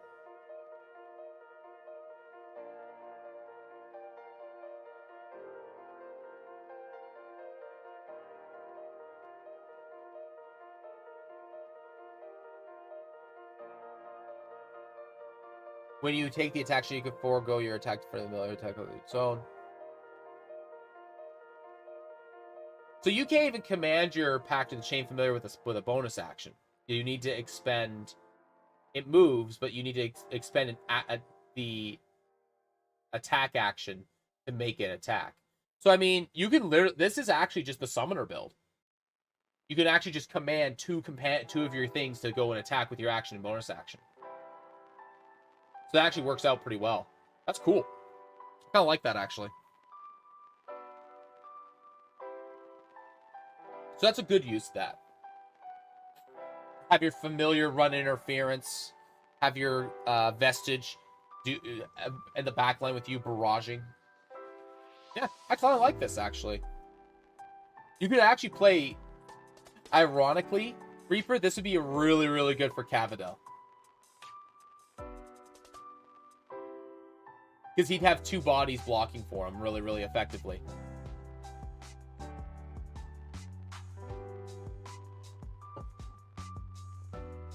So, final thoughts on this. I'm gonna just say it. This, with the exception of the Warlock, which I think is a little overtuned. I like the design choices. I like the flavor. There are some so I'm gonna work on that. Aside from level 10 feature, I think that the Vestige Patron is really good. I think it's a fantastic class. I think it's well designed. I think it brings up into that summoner style summoner play style that I personally love. This is an advanced subclass. I would not recommend this to new players. Anybody that's playing this needs to know their turn before you get to it. Like, you need to know what you're doing.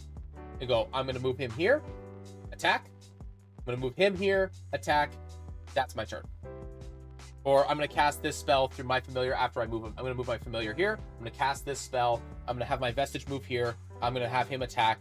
And I'm just going to move over here because I'm out of actions. Like, you need to know what you're doing with your turn beforehand. For sure.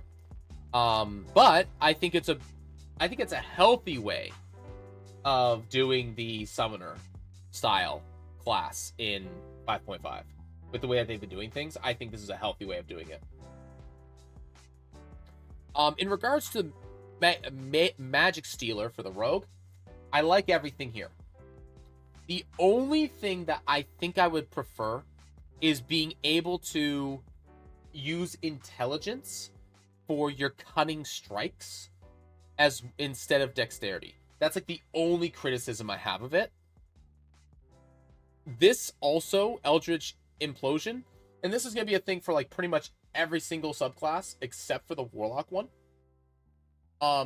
They need to clean up their language very heavily, because this is literally just, you may cast Counterspell using your dexterity modifier or versus your cunning strike DC, and then you add, if it fails, they gain the stun condition. Other than that, I'm fine with it. I think this is perfectly fine all around. This needs to be fixed. I don't know if the intention is that if you end a spell, doesn't matter what kind of spell, they can just choose the maximum of the options or lower. but I imagine it's supposed to be of spell level or lower. So if not, that's crazy. You can spend a first level spell to get a second level spell slot back, which is nuts. Now you only get to do it once per day. It's also a dispel magic effect on an ally for bad problems. Very powerful, very good. And there's no limitation to the effect that you're ending, by the way. You can just end. Oh no, wait, it is. It can only be first or second level, and then later on up to third. So there is limitations on it, but it's still very, very good. Hold Person is a second level spell. Slow is a third level spell. Like, Hypnotic Pattern is a third level spell. There's so many good things that you can use that on. Paladin, I love this design philosophy for the Paladin. Their capstone ability leaves something to desire. It's okay, nobody's ever gonna fucking use it.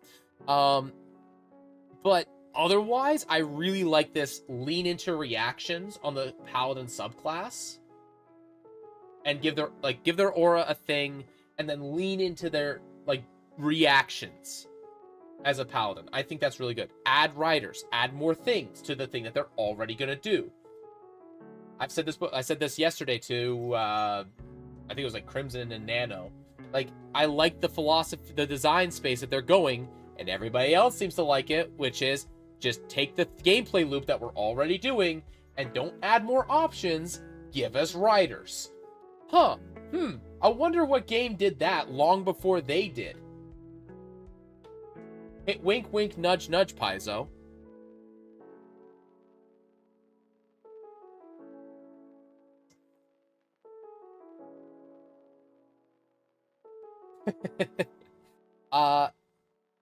Okay. And the monk.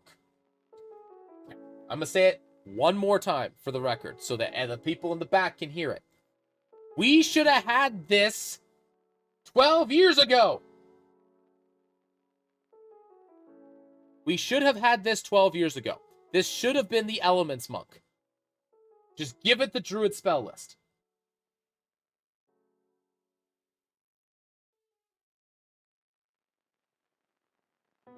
Okay, now that I'm done ranting about that. This is the laziest subclass I've ever seen come out of Wizards of the Coast. Font of Magic, Fighter subclass, Fighter Eldritch Knight, also empirically incorrect and does nothing, by the way. This actually does nothing. Feat. The better part of a feat that you can pick up. This is the laziest bullshit I've ever seen. This is something I would expect to find if I Google searched a subclass for a subclass. This is pathetically lazy. Is the combination cool? Does it sound like it's a blast to play? Absolutely. Is it lazy AF? Also, absolutely. Also, by the way, this is arguably busted as hell because of how much you can recover with it. Arguably busted. But, makes up for a non-feature later. So, raise your hands. Again, level 17, nobody's going to be fucking using it anyways. Level 10 feature, a lot of people do use it. Level 17, seldomly gets used. I am going way past my time limit because I got to leave for work in less than 15 minutes. So I'm going to end it there. Overall, last big final notes on this. Flavor, amazing. Ideas, phenomenal. Monk, get the fuck out. Do something better with your... Be more creative, okay? This needs to go... This idea is amazing. Put it back through the fucking creative Looney Tune that decided to try and make this, okay? Actually, no. Take it away from the creative Looney Tune that made it and give it to someone that actually has ideas. This looks like something that was made out of ChatGPT. Paladin, awesome. Don't touch it. Maybe some minor changes. Rogue, don't touch it. Awesome. Maybe some minor changes. Warlock, change the level 10 feature to not be busted. Otherwise, awesome. I like it. And that's going to be it from me. All right. So thank you very much for swinging by. Everyone that did, shout out to Count Swagula for the follow. Really appreciate it. Hope you guys had a good old time being here. And I'm gonna basically just run off stream. And yeah, because I gotta eat a quick. I'm gonna grab a quick bite and then get out that door. So thank you very much again. Appreciate you guys. I will be back tomorrow morning. My morning game got canceled, so I am probably going to be streaming tomorrow morning. I think hardware willing, we are going to be streaming Legend of Heroes Trails of Sky